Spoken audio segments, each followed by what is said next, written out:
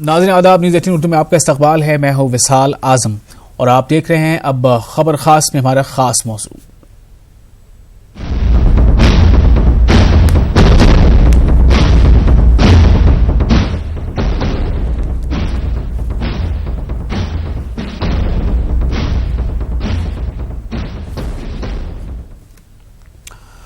क्या BJP RSS से अलग है? क्या आरएसएस बीजेपी का कहीं कोई साथ नहीं रहा है? क्या बीजेपी के लिए आरएसएस जमीनी लड़ाई नहीं लड़ती और जमीन पर बीजेपी के लिए माहौल साजगार नहीं बनाती? क्या बीजेपी को आरएसएस से बिल्कुल ही कोई मदद नहीं मिलती? ये सवाल अक्सर इलेक्शन के मौके पर ज्यादा सरगर्म होते हैं और इन सवालों का जवाब ढूंढने की कोशिश भी ज्यादा होती है। दरअसल अक्सर ये कहा जाता है कि बीजेपी एक कैडर बेस्ड पार्टी है और उस तरफ इशारा ये होता है कि बीजेपी के लिए जो बीजेपी की जैली आरएसएस की जो जैली तंजीमें हैं, चाहे उसमें आरएसएस के साथ साथ विश्व हिंदू परिषद हो, बजरंग दल हो या और दूसरी कई जैली तंजीमें हो, कहा यह जाता है कि बीजेपी के लिए, जो कि आरएसएस की एक सियासी फ्रंट है बीजेपी, उसके लिए आरएसएस लगातार काम करती है और उसके नतीजे में बीजेपी को कामयाबी हाथ आती है। ऐसी बातें हमेशा होती रहती हैं, लेकिन एक ऐसे पड़ाव पर, एक ऐसे मोड़ पर जब इंतखाबात अब बिल्कुल बस खत्म होने को हैं, 6 मरहलों के इंतखाबात पूरे हो चुके हैं, अब सिर्फ 543 में से 59 सीटों पर और इंतखाबात होने हैं। 19 मई को ये 59 सीटों पर भी इंतखाबात हो जाएंगे। कई माहिरीन तो यहां तक कह रहे हैं कि अभी तक जो इलेक्शन है वो बिल्कुल ओपन है कि कौन इसमें सबकत ले रहा है या कौन पीछे रह जाएगा।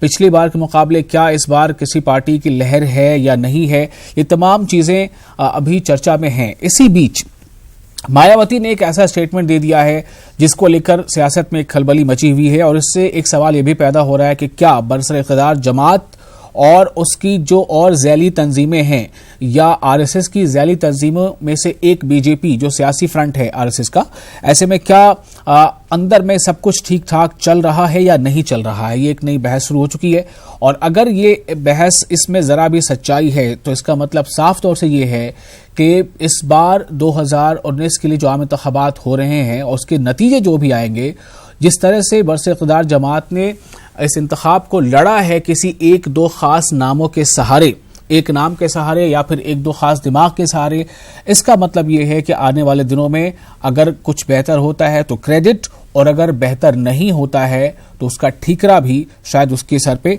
फुटे। हालांकि ये कोई एक पार्टी के लिए नहीं है, तमाम पार्टियों के लिए। लेकिन सबसे पहले आपको सुनाता हूं कि मायावती ने ऐसी कौन सी बात कह दी है कि अब इसको लेकर बहुत ज्यादा बातें होने लगी हैं। पीएम श्री नरेंद्र मोदी की सरकार की नैया डूब रही है, ये सब लोग जानते हैं और इसका जीता जागता प्रमाण ये है कि आरएसएस ने भी अब इनका ऐसा लगता है साथ छोड़ दिया है और वह इनकी घोर चुनावी वायदा खिलाफी के कारण भारी जन विरोध को देखते हुए अब इनके स्वयं सेवक झोला लेकर चुनाव में हमें कहीं भी मेहनत करते हुए नजर नहीं आ रहे हैं, जिससे श्री मोदी के पसीने छूट रहे हैं। इसके अलावा यहाँ जनता को वर्ग लाने के लिए देश ने अब तक कई नेताओं को सेवक, मुख्य सेवक, चाय वाला व चौकीदार आदि के रूप में देखा है, लेकिन अब देश को संविधान की सही कल्याणकारी मंशा के हिसाब से चलाने वाला शुद्ध पीएम चाहिए। और वैसे भी जनता ने ऐसे दोहरे चरित्र वालों से बहुत धोखा खा लिया है और अब आगे धोखा खाने वाली नहीं है। जो हमें इस बार जो लोकसभा का चुनाव हो रहा है, लोगों का जो हमें रुख नजर आ रहा है, उनका जो जहन बदला हुआ नजर आ रहा है। तो सुना आपने, मायावती ने लखनऊ में प्रेस कॉन्फ्रेंस करके पीएम मोदी को निशाना बनाया। उन्होंने कहा कि मोदी सरकार की नैया डूब रही है, यानी जो सियासत की जो नाव है, आप समझ सकते हैं बेहतर इसका मतलब क्या है। और इसकी जीती जागती मिसाल आरएसएस का भी उनसे हाथ खींच लेना है, क्योंकि बीजेपी के खिलाफ आवाम का गुस्सा देखकर आरएसएस पीछे हट गई है। मायावती के मुताबिक आरएसएस कारकुनान झोला लेकर इलेक्शन में तशहीर नहीं कर रहे हैं। ये वो बातें हैं जो मायावती अभी कह रही थी, आप सुन रहे थे। हालांकि ये बयान उन्होंने पहले दिया है, लेकिन हमने आपको उसकी रिकॉर्डिंग सुनाई है, जिसकी वजह से उनका कहना है कि पीएम मोदी के पसीने छूट रहे हैं। और मायावती के इस दावे में कितनी हकीकत है, ये तो जाहिर है 23 मई को पता चलेगा। लेकिन अब इस तरह की बात अगर है तो इसमें कितनी सच्चाई है और इसका मतलब क्या है? कहीं ऐसा तो नहीं कि चूंकि आखिरी मरहले का इंतखाब अभी होना बाकी है, तो उससे पहले बस किसी भी तरह से इंतखाब में फायदा उठाने की कोशिश है? हमारे साथ खास मेहमान जुड़े हैं स्टूडियो में इस वक्त। अशोक सिन्हा हैं जो तर्जुमान हैं आरएसएस के। अशोक जी, आपका बहुत बहुत स्वागत है। प्रदीप सिंह बब्बू हैं, लीडर हैं समाजवादी पार्टी के, हमारे साथ स्टूडियो से जुड़ रहे हैं लखनऊ से। आपका भी बहुत बहुत इस्तकबाल है, स्वागत है। उमाशंकर पांडे, तर्जुमान कांग्रेस, और आमिर साबरी, सीनियर जर्नलिस्ट लखनऊ। सबसे पहले मैं अशोक सिन्हा, मैं आपके पास ही आता हूं। मायावती का ये जो बयान है, इस बयान को अगर आपने पहले नहीं सुना तो अभी हमने रिकॉर्डिंग सुना दिया है, इस पर क्या रिएक्शन है आपका?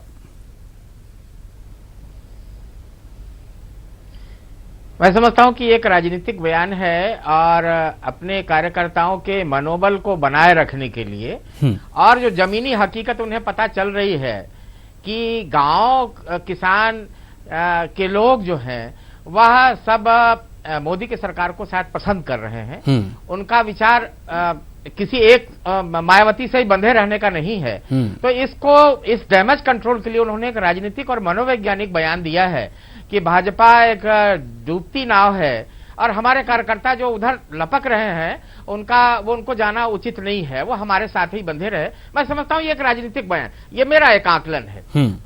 मैं स्पष्ट कर दूं कि राष्ट्रीय स्वयंसेवक संघ 1925 में स्थापित होते समय ही अपने संविधान में स्पष्ट रूप से लिख दिया था कि हम एक पक्ष नहीं बनेंगे, हम राजनीति में भाग नहीं लेंगे, क्योंकि हमें संपूर्ण समाज का संगठन करना है और संपूर्ण समाज के लिए आज के सभी पक्षों से संपर्क रखना है और उन्हें संगठित करना है, पूरे भारतीय समाज को। तो इस दृष्टि से संघ भाग नहीं लेता राजनीति में, परंतु संघ के स्वयंसेवक राजनीति में भाग लेने के लिए स्वतंत्र हैं।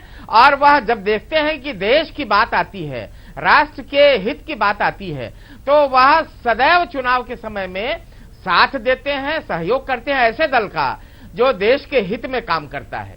और मैं स्पष्ट रूप से बिना बेवाक तरीके से बता दूं कि जो संघ की आइडियोलॉजी है उससे सबसे अधिक अनुप्राणित भारतीय जनता पार्टी है, और भारतीय जनता पार्टी को इसीलिए संघ का स्वयंसेवक समर्थन देता है क्योंकि जो संघ की आइडियोलॉजी है वो सबसे अधिक पूर्ति करने वाली वही पार्टी है। परंतु संघ ये उम्मीद करता है कि और लोग भी राष्ट्रहित में इस प्रकार के निर्णय ले, संघ उनकी भी मदद कर सकता है। यह स्पष्ट रूप से एक धारणा स्वयंसेवकों की रहती है। जहां तक साथ छोड़ रहा है मोदी का, तो यह सवाल ही नहीं पैदा होता। संघ का स्वयंसेवक पूरी निष्ठा के साथ इस समय यह अनुभव करता है कि मोदी सरकार ही इस समय सबसे सशक्त, मजबूत और राष्ट्रहित में सरकार। तो आप मायावती के इस बयान के काट में आप आरएसएस की तरफ से ये कहना चाहते हैं कि आरएसएस के जो कार्यकर्ता हैं गांव देहात हर जगह वो बीजेपी के लिए काम कर रहे हैं? या बिल्कुल, मैं इस बात से सहमत हूं क्योंकि राष्ट्रहित में उनका यही विचार है। मैं स्वयं स्वयंसेवक हूं, 1960 से स्वयंसेवक हूं, मैंने भरपूर समर्थन किया है और कहीं इस प्रकार का कोई अनुभव नहीं आया। आज पहली बार इनके इस स्टेटमेंट से यह अनुभव हो रहा है कि शायद वो इस प्रकार का क्यों कह रही हैं। ऐसा भाव समझने में ये बात मेरे समझ में आई कि एक मनोवैज्ञानिक युद्ध लड़ रही है। ठीक है अशोक सिन्हा जी, मैं आपके पास फिर आऊंगा। दरअसल बहुत सारे और चेहरे जैसे नितिन गडकरी हैं और खुद सरसंघचालक जो हैं, समय समय पर इनके कुछ ऐसे बयानात आए हैं जो बीजेपी सरकार या मोदी हुकूमत के नियतों से या उसकी नीति से थोड़े अलग है। तो इसको लेकर जो कंट्रास्ट दिखता है, इसको लेकर कई बातें हो रही थी कि क्या अब संघ का मन मिजाज भी बदल रहा है मौजूदा सरकार को लेकर। बहरहाल मैं आपके पास फिर आऊंगा। प्रदीप सिंह बब्बू है हमारे साथ, समाजवादी पार्टी के लीडर हैं। हमने कोशिश की कि बहुजन समाज पार्टी का भी कोई लीडर हमारे बीच इस आज बातचीत में हो, लेकिन अभी तक अब वो नहीं आ पाए हैं। लेकिन गठबंधन में प्रदीप सिंह बब्बू समाजवादी पार्टी से हैं, आपके पास में आ रहे हैं सवाल लेकर। मायावती जी ने ये जो बयान दिया है, आपने बयान सुन भी लिया, पहले भी सुना होगा। मैं ये जानना चाहता हूं कि इस बयान का मतलब क्या है? सिर्फ एक आखिरी मौका है कि आखिरी मरहले में किसी भी तरह से अपने फेवर में कुछ और सीटें बढ़ा ली जाए, या फिर इसमें कुछ सच्चाई आप देखते हैं? देखिए, ये माना जाता है कि आरएसएस एक पैतृक संगठन है बीजेपी का। अच्छा, पैतृक संगठन है, पर्दे के पीछे से काम करता है। निश्चित रूप से आरएसएस धरातल पर आके जमीनी रूप से काम करता है, इसमें कोई दो राय नहीं है। लेकिन धरातल पे क्या स्थित है, और सिर्फ आरएसएस के कम से कम 20 आनुषंगिक संगठन है जो करीब बीजेपी के पक्ष में काम करते हैं। लेकिन सवाल यह है कि आज जो धरातल की स्थिति है, जो जमीनी स्थिति है, वो ये है कि कहीं न कहीं मोदी जी चुनाव हार रहे हैं और मोदी जी देश का प्रधानमंत्री बदल रहा है। तो कहीं न कहीं इस धरातल के जो सच्चाई है, जो यकीनी है, इससे रूबरू हो रहे हैं। तो हो सकता है इसके नाते कहीं न कहीं दूरी बना रहे हो, क्योंकि ये सही बात है, पैतृक संगठन है। तो पैतृक संगठन है तो अपने हिसाब से तमाम ऐसे लोगों को चाहे मुख्यमंत्री बनाना हो, चाहे प्रधानमंत्री बनाना हो, आरएसएस अपने पसंद के लोगों को हमेशा आगे बढ़ाता है। तो हो सकता है कोई नया चेहरा लाना हो तो निश्चित रूप से आगे बढ़ाएंगे वो। और इसके पहले इनका भारतीय मजदूर संघ है जिसने इनकी तमाम वित्तीय नीतियों का विरोध भी किया है, कि जिसके नाते बेरोजगारी बढ़ी है। तो निश्चित रूप से हो सकता है कि आरएसएस को इस चीज का कहीं न कहीं भान हो, और इस नाते वो दूरी बना के एक नए चेहरे को तलाश रहा है। बहन जी ने अगर कुछ कहा है तो इसके पीछे यही मंशा है उनकी, और ये जानकारी है उनकी। ठीक है, आरएसएस क्या चाह रहा है ये तो अलग है डिबेट, लेकिन यहां जो मेरा सवाल है पप्पू जी, सवाल इस बात को लेकर है कि क्या आप लोगों ने भी, चूंकि आप लोग भी पार्टी के लिए काम करते हैं और जमीन पर गांव देहात हर जगह दौरे करते हैं, वोटर से मिलते हैं, आपने क्या खुद इस बात को महसूस किया है कि मायावती के बयान के मुताबिक आरएसएस के कार्यकर्ता इस बार बीजेपी के फेवर में उतने जोश से काम नहीं कर रहे हैं जितने पहले किया करते थे? निश्चित रूप से वो उल्लास नहीं है, वो जोश नहीं है तो जो 2014 में दिखता था। क्या देखा था आपने, कैसे आपको लगा, आपको कैसे लगा? सिर्फ मायावती के बयान से आपने खुद महसूस भी किया है?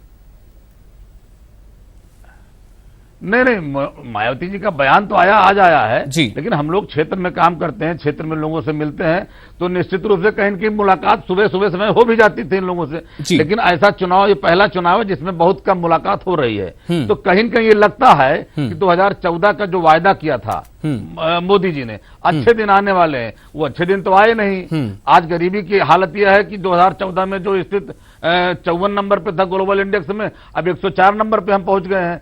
तो गरीबी बढ़ी है, क्रय क्षमता घटी है, रोजगार कम हुए हैं, उत्पादन कम हो रहा है। तो कहीं न कहीं ये जमीनी हकीकत यह है कि लोग प्रधानमंत्री को बदलना चाहते हैं, चेहरा बदलना चाहते हैं। तो हो सकता है कि अगर सीटें आएंगी तो हो सकता है चेहरा इनके बदल जाए, ये भी हो सकता है, ये आरएसएस की अपनी मंशा होगी। लेकिन वो स्थितियां नहीं पैदा होने वाली हैं। और आज देश का जो मतदाता है वो सिर्फ चेहरा ही नहीं बदलना चाहता है, वो पूरा परिवर्तन चाहता है, और जमीनी परिवर्तन चाहता है। कम से कम भारतीय जनता पार्टी जी, जो आज जो उसने वायदा खिलाफी है, वायदा खिलाफी का परिणाम 23 तारीख को निश्चित रूप से लोगों के सामने। तो बीजेपी की नैया डूब रही है और आरएसएस का भी बीजेपी को साथ नहीं मिल रहा, चूंकि बीजेपी की नीतियों से लोगों में गुस्सा है जिसको आरएसएस ने महसूस कर लिया, और इसलिए आरएसएस के कार्यकर्ता जो है वो बीजेपी के सपोर्ट में गांव देहात में काम नहीं कर रहे हैं। ये स्टेटमेंट है मायावती का, जिसको लेकर सीधे तौर पर इससे इनकार कर रहे हैं जो आरएसएस के लीडर, वो कह रहे हैं ऐसा कुछ भी नहीं है, ये मायावती ने अपनी तरफ से कुछ एक बयान बस यूं ही दे दिया है। उमाशंकर पांडे हमारे साथ कांग्रेस से जुड़े हैं। उमाशंकर जी, आप इस बयान के पीछे क्या कुछ देखते हैं?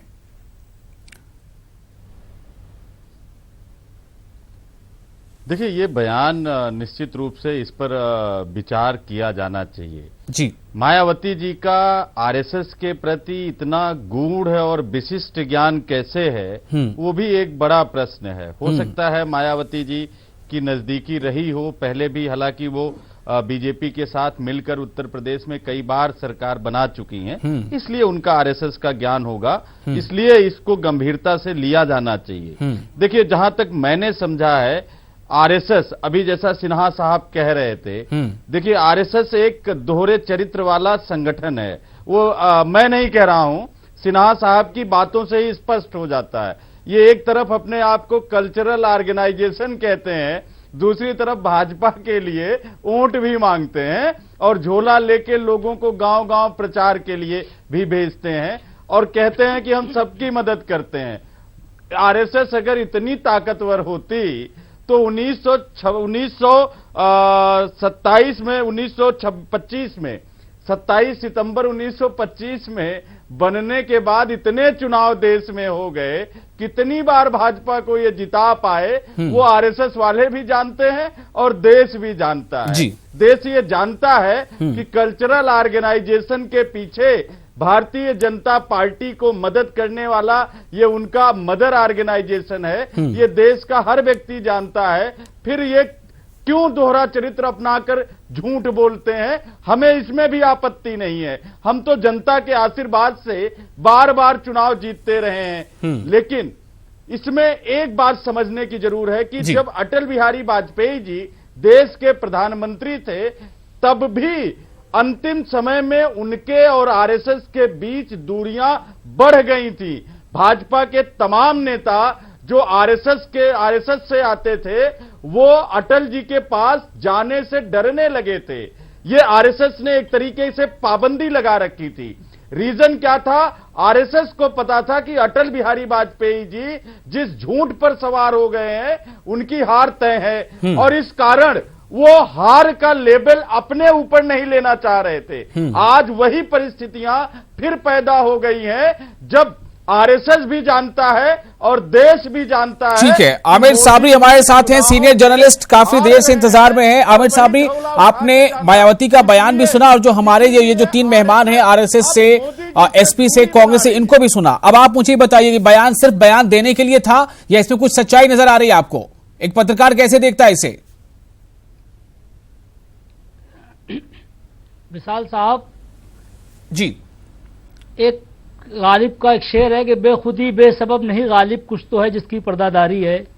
अगर मायावती बड़ी नेता है, मायावती ने अगर ये ट्वीट किया है और ये बयान दिया है तो यकीनन इसमें कहीं ना कहीं उन्होंने बहुत गहराई से इसको देखा होगा। और जहां तक संघ की बात है, आरएसएस की बात है, भाई ने हमारे ठीक कहा है कि संघ का हमेशा दोहरा चरित्र है, ये कभी डूबती नैया पर नाव पर नहीं बैठते। ये 2004 का जो उन्होंने जिक्र किया बिल्कुल सही है। मैं भी यही कहना चाहता था कि 2004 में जब अटल बिहारी वाजपेयी की सरकार इंडिया शाइनिंग को लेकर जा रही थी तब भी इनका यही रवैया था। भारतीय मजदूर संघ जो इनका है उसने अटल बिहारी वाजपेयी के खिलाफ एक मोर्चा खोल दिया था, एक सड़कों पर आ गया था और उसको धाराशायी हो गई सरकार। और ठीक वही पोजीशन आज भी नजर आ रही है कि मोदी के इतने झूठ और इतनी लफाजी रही है कि आरएसएस ये अपने ऊपर चश्मा लेवल नहीं करना चाहता, इसलिए उसने इनसे किनारा कशी कर लिया है। और ये बयान जो मायावती ने दिया इसके पीछे भी एक बड़ी साजिश मुझे समझ में आ रही है कि कहीं ये जानबूझ करके तो मायावती से बयान नहीं दिलाया गया है कि आरएसएस का लेबल भी हट जाए और मायावती का रास्ता भी साफ हो जाए। क्योंकि ये बहुत दिनों से जब से चुनाव शुरू हुआ एक चर्चा चल रही है कि भाजपा मायावती का साथ लेकर भी सरकार बना सकती है, एक बड़े पद पर भी विराजमान कर सकती है। आप इनका माजी देखें तो इनका माजी यही रहा है। जब देश की आजादी का समय आया तब भी आरएसएस ने यही करा कि हमेशा ये हरी डाल पर बैठे, ये कभी लंगड़े घोड़े पर नहीं बैठे। ये तो बिल्कुल सच्चाई है विशाल साहब, और ये पूरा इतिहास है आरएसएस का। और इसी नजरिए से अगर देखें तो मायावती का बयान यही है कि आने वाले वक्तों में कहीं ना कहीं अंदर खाने इनका सेटिंग हो। देखिए हमारे पास वक्त बहुत कम है। मैं इसका जो दूसरा पहलू है कि बीजेपी को बहुत बड़ी शिकस्त होने वाली है, इस पे मुझे सिर्फ 10 सेकंड का आपको कमेंट लूंगा। आपको जो बोलना है बोलिए, हाँ या ना। स्टार्ट करते हैं उमाशंकर पांडे जी से। 10 सेकंड इस पे आप अपनी टिप्पणी दीजिए। उमाशंकर जी। देखिए, निश्चित रूप से जो झूठ और जुमले 2014 और 2017 के चुनाव में उत्तर प्रदेश और देश से भारतीय जनता पार्टी ने किए थे, उन जुमलों का पूरी तरीके से जनता आज उनको समझ गई है। और खुद बीजेपी कहती है कि वो तो जुमले थे। 15 लाख आए नहीं, बेरोजगारी 45 साल में सबसे ऊपर है, महिलाओं पर अत्याचार इतने बढ़े हैं कि हर 15 मिनट में एक दलित। अशोक जी 10 सेकेंड, अशोक जी 10 सेकेंड, अशोक जी बहुत कम वक्त है, प्लीज फाइनल कमेंट। मैं मानता हूं कि देश के हित में इस समय सबसे अधिक मजबूत मोदी सरकार है। मोदी जी स्वयं संघ के प्रचारक रहे हैं और मैं ये मानता हूं कि वो देश के हित में सही निर्णय कर रहे हैं और देश एक मजबूती की ओर बढ़ रहा है, चाहे वो महंगाई की बात हो, चाहे विदेशी प्रदीप सिंह बब्बू और चाहे किसान और गरीबों की बात हो। बहुत सही नीति पे जा रहे हैं जी। देखिए, ये सरकार हर मोर्चे पर फेल है, चाहे किसानों की बात हो, एमएसपी नहीं लागू हुई, चाहे रोजगार की बात हो। हर साल 1 करोड़ रोजगार कम हुए, 1 करोड़ 10 लाख रोजगार सिर्फ 2018 में कम हो गया, तो रोजगार भी फेल है, किसानों के मुद्दे पर फेल है, महिला उत्पीड़न के मुद्दे पर फेल है। तो कहीं न कहीं ये सरकार पूरी तरीके से फेल है और ये उत्तर प्रदेश नहीं, पूरे देश की जनता इस सरकार से मुक्ति चाहती है। बहुत बहुत शुक्रिया आप तमाम लोगों का इस खास मौजू पर साथ देने के लिए। नाज़रीन, आपका भी शुक्रिया न्यूज़ 18 उर्दू के साथ बने रहने के लिए। मुझे दीजिए इजाजत, आदाब।